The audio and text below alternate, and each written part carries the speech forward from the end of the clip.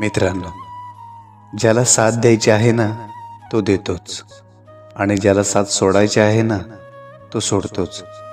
म्हणून जे तुमची किंमत करतात त्यांना जपा, आणि ज्यांना तुमची किंमत नसते त्यांना अजिबात महत्त्व देऊ नका.